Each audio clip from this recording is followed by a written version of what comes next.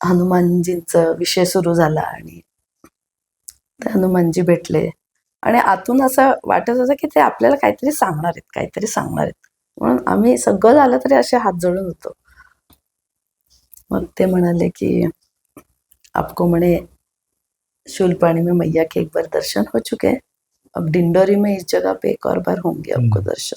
आणि त्यांनी एक खूप विशेष गोष्ट म्हणजे माझ्यासाठी खूपच आमच्यासाठी खूपच विशेष होती.